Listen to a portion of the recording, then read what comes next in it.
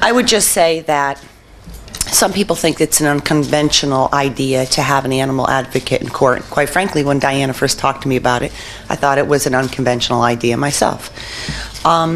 However, I'm a longtime animal advocate, and I have watched as we see these stories come up through the news about animal abuse and animal cruelty. And if you take the time to follow it, which a lot of times there's not a lot of press involved down the line about what happens to these abusers. So most average everyday citizens read about a horrific act in the paper and think, obviously this person is going to face some serious jail time. They're going to be remanded by the court for mental health services, and most people think that's exactly what will happen. But if you take the time to really research it, that's not what's happening. Over 80% of the cases of animal cruelty are being nollied or given accelerated rehabilitation. Now, some people might think that that's a good thing, that there's some mental health components to that. But taking one class in anger management after doing something like happened to this dog Desmond is not going to cut it.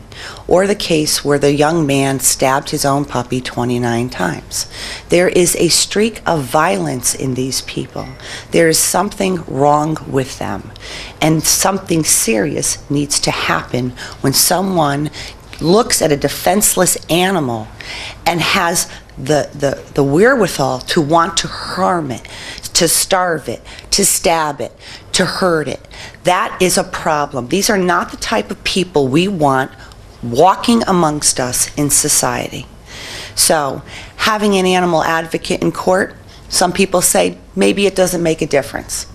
If it makes the difference in even 5% of the cases, I think that's a good thing.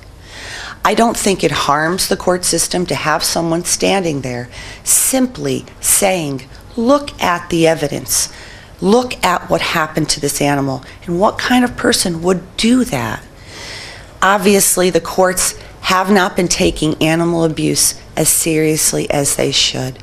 So I'm really hopeful that we will be able to get through some of the hurdles, or some of the concerns by other legislators thinking that it's not as serious as an issue, or that animal advocacy won't be the thing that will change the course of the way the courts handle animal abuse.